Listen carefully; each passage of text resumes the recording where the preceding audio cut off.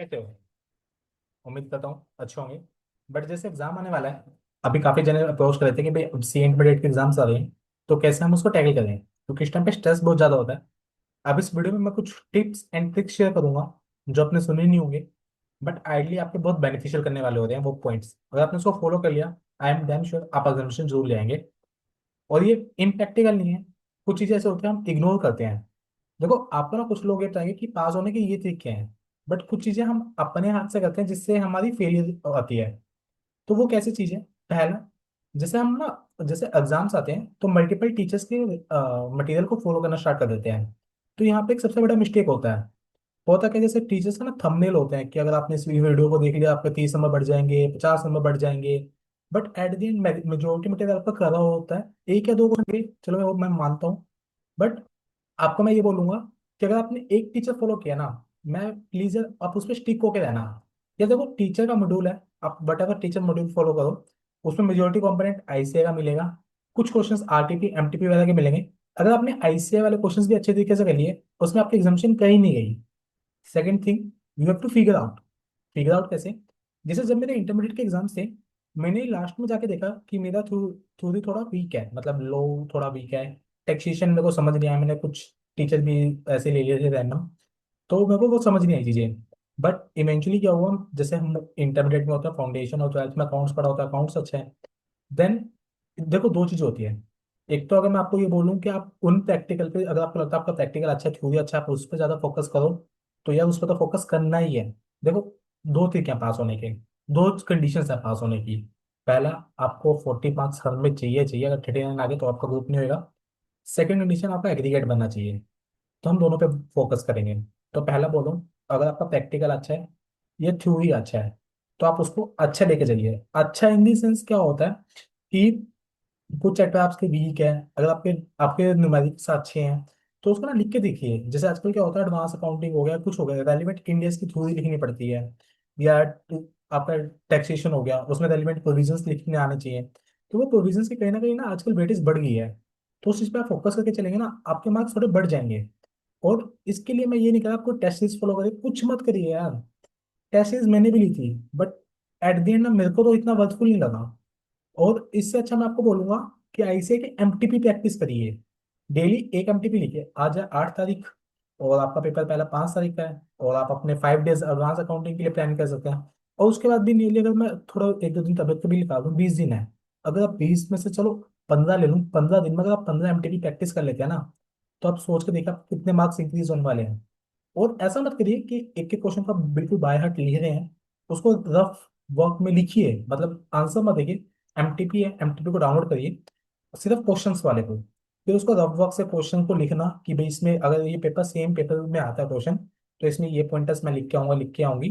तो वो पॉइंटर्स आप अपने लिख दीजिए और उसका एंड आंसर लिख लीजिए। फिर उसको सेम टू सेम प्रैक्टिस करना।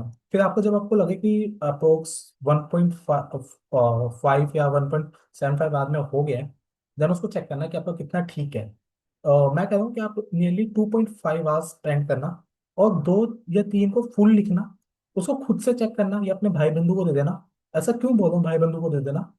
क्योंकि देखो, जो आपके भाई बंधु हैं या जो भी दोस्त हैं, तो होएगा क्या, अगर वो सीए बैकग्राउंड से, कॉमर्स से, तो वो समझ जाएंगे पढ़ के। अगर नहीं है तब भी कोई इशू नहीं है। क्योंकि देखो, आपको भी पता है, मेरे को पता है कि सीए के आंसर शीट्स कैसे चेक होते हैं, वर्ड टू वर्ड मैच होते हैं। तो वो भी आपका बिल्कुल पढ़ेंगे कि इसमें क्या लिखा है, इसमें क्या लिखा है। अगर उनको समझ आएगा तो ठीक है, नहीं आएगा तो क्रॉस मार देंगे। तो इवेंचुअली मार्क अपनी आंसर शीट भी वैसे चेक होती है। तो उस चीज को थोड़ा ध्यान में रखना। और जो आपका फाइनल कंक्लूजन है उसको बॉक्स कर देना। एक टिप एंड ट्रिक क्या है, जितने भी आपके टेलीग्राम पे डिस्कशन वाले ग्रुप हैं, उसको प्लीज एग्जिट कर दीजिए। इतने आप उसमें डाउट नहीं पूछ रहे हो जितना आप उसमें पुरानी चैट्स पढ़ने में टाइम लगा रहे हो। अगर आप ऐसे कुछ बच्चे हो, जिससे मैं भी था उनमें से, होता क्या, हम अपना जो फोकस होता है उसको आजकल डिक्रीज करते जा रहे हैं। हमने कोई क्वेश्चन किया, हमें लग गया थक गया, फोन हमने उठाया, इंस्टा चलाने लग गए। एक क्वेश्चन हमने 2 मिनट करा है, बट इंस्टा की रील हमारी 10 मिनट चल गई है। 10 मिनट मिनिमम बोल रहा हूँ। तो ये चीजें होती है। सबसे पहली चीज, मैं ये नहीं बोल रहा आप बिल्कुल कट ऑफ हो, ये जो कि थोड़ा इम्प्रैक्टिकल सा यार, जब हम इतना चलाते आते हैं, हम सोशल एडिक्ट हो चुके हैं। हम एक दिन छोड़ देंगे, 2 दिन छोड़ देंगे, 3 दिन छोड़ देंगे, पर चौथे दिन ना हम फुल चलाएंगे। मैं बोल रहा हूँ उसको धीरे धीरे डिक्रीज पे लेके आइए। कि आपने टाइमर लगाइए। टाइमर में पता है क्या होता है, अब टाइमर का बोलोगे कि भाई टाइमर तो ना हम डेली बढ़ाते रहते हैं, मैं भी उनमें से एक हूँ। 10 मिनट का लगाता है और 3 घंटे में एंड अप हो जाते हैं। बट 3 घंटे में ना कहीं शर्म आने लग जाती है कि यार बहुत एंड कर लिया। और इससे मेरा मतलब ये लगा लो, जब 8 का शिफ्ट में 6 घंटे भी चला जाता था सोशल मीडिया, एक वेबसाइट, मैं ना लिंक्डइन बहुत चलाने लग गया था तो 5-6 घंटे चला जाता था, जिसमें नेटवर्क बहुत अच्छा बिल्ड हुआ। 50K फॉलोअर्स के अराउंड है, 49K। तो बट एक माइंड में ना सोशल मीडिया आने लग जाता है, फिर हमारा फोकस नहीं रहता चीज पे। तो मैं बोल रहा हूँ उस पर टाइमर लगाओगे, 3 घंटे, 2 घंटे, 1 घंटे आएगा। और डेली एमटीपी प्रैक्टिस करोगे, देखो 2 घंटे आप इंस्टा चल रही है, यूट्यूब की रील्स चल रही है, तो उसकी जगह आप ये सब चीजें करेंगे, आपका एमटीपी आप प्रैक्टिस करेंगे, तो वो मार्क्स को डिक्रीज ले जाएंगे। तो मैं ये बोल रहा था कि जो आपके सब्जेक्ट अच्छे हैं और अच्छा लेके जाना, उसमें एमटीपी की एक्स्ट्रा प्रैक्टिस करना। और जो सब्जेक्ट क्या है इवेंचुअली हमें उसमें 40 तो चाहिए चाहिए कहीं ना कहीं। तो उसके 40 के लिए ना आप उसमें टॉपिक्स ढूंढ लेना कि आपके सबसे ज्यादा वीक्स क्या चल रहे हैं। अभी हमारे पास 20 डेज है, 5 डेज एलोकेट करना। और कभी भी ना ABC कैटेगरीज के पीछे मत भागना यार। देखो ABC मतलब करके तो आपको सब जाना है, और उन्होंने भी सब डाला है। पेपर अगर सी कैटेगरी आजकल ICA पता क्या कर रहा है, CBA कर रहा है। तो जब सी कर देगा वो तो लोग उठ के आ जाएंगे, देखो हमने ABC में डाला था, ये ऐसे पेपर आया वैसे आया है। तो वो सब चीजें रहती हैं। तो अगर आप जितनी भी वीडियोस देख लो, जैसे जैसे एग्जाम्स पास आएंगे वैसे नंबर ऑफ वीडियोस इंक्रीज होगी, वैसे हम इस पे देखने के लिए भागेंगे। बट जितना हम उसके पीछे भागेंगे इतने नंबर नहीं आने जितना हम टाइम लॉस कर देंगे। मैं कह रहा हूँ आप अपने नंबर ऑफ आवर्स को प्लान करिए, अपनी स्टडी को देखिए। और अपना ना एक चीज सोच लीजिए, जैसे अपने देखो मैं आपको बता रहा हूँ, आपके एक ग्रुप में 3 पेपर हैं। तो आपने वो उन 3 में से देखा कि मेरी दो दो अच्छे हैं, एक वीक चल रहा है, उन 2 अच्छे हैं। तो उसमें अच्छे का मतलब ये नहीं होता कि भाई, अच्छे का मतलब ये है कि भाई मैं उसमें पास हो जाऊंगा। बट मैं आपको बोल रहा हूँ पास नहीं होना, हमें थोड़ा नंबर पे फोकस रखना है। देखो ICA का पासिंग क्राइटेरिया है 150 मार्क्स और 40 ईच। बट जैसे मैंने भी पेपर दिए हैं और मैंने आप देखा है, तो अगर आप इसमें 30 ऐड कर दीजिए। 30 ऐड का मतलब क्या है, 150 + 30 180। और आपका 40 वाला है, तो 60 मार्क्स लेके चलिए। अगर आप मिनिमम 60 लेके जाएंगे ना तब आप 40 पे आएंगे, और 60 भी नहीं बोल रहा, अगर आप 80 को सोचोगे ना तब आपको 40 पे आके गिरोगे। तो 100 का प्लान करोगे तब आपको 50 आएगा। अगर आप अभी भी एमटीपी दोगे आपको पता चल जाएगा कि कैसा है। और लोग एमटीपी को बहुत फालतू चीज बोलते हैं, बट उसको मैं नहीं मानता फालतू चीज है। क्यों? कई बार क्वेश्चन RTP MTP है, देखो पेपर तो प्रीवियस ईयर से ही आना ना उठ के, किसी टीचर ने खुद तो सेल्फ ड्राफ्ट करे नहीं। वो बोल रहे हैं कि हमारी टेस्ट सीरीज ले लीजिए, उनकी टेस्ट सीरीज में भी क्या है, उन्होंने टेस्ट सीरीज में 2 क्वेश्चन RTP 2 MTP, ये तो है नहीं सेल्फ ड्राफ्टेड है। अगर कोई टीचर बोलता है सेल्फ ड्राफ्टेड तो वो बता दीजिएगा, और आप उसके फॉलो कर लीजिएगा कि भी मैंने खुद बनाया, पेपर सेम आएगा। उसने भी तो RTP MTP का कंपाइलेशन क्या रखा है, और वो लोग तो हम खुद कर सकते हैं। बस आजकल ना वो थोड़ा मार्केट में चल गया टाइम कि टेस्ट सीरीज लीजिए, 5,000 8,000 आपको इवेलुएट करके देंगे। बट ऐसा नहीं है यार, मैं आपको बोल रहा हूँ कि आप अपना इवेल्यूशन खुद करके दीजिए। होता क्या है ना, टेस्ट सीरीज में काफी जने ऐसे टैप में फोन करते हैं कि टेस्ट सीरीज आज उन्होंने खरीद ली, बट जब वो टेस्ट सीरीज देने गए तो मार्क्स आ गए।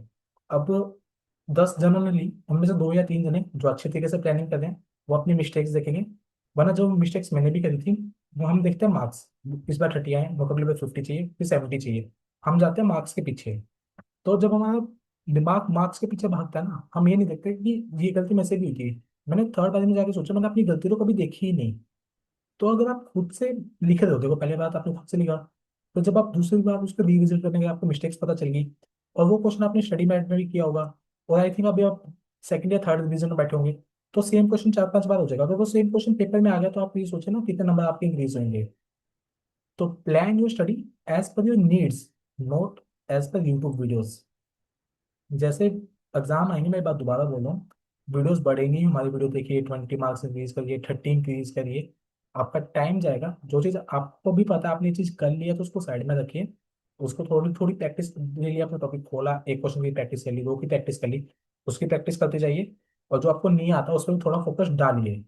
और जो टॉपिक बिल्कुल ही हटके है, आपको लगता है कि यार ये तो मैंने कभी किया ही नहीं, उसको रख दीजिए। अगर आप कभी किया है बट वो डाउटफुल एसेट है, उस डाउटफुल एसेट को थोड़ा सा उठा के आप अपने डेटा में कंसिडर कर लीजिए कि मतलब आपको मार्क्स देके जाएगा।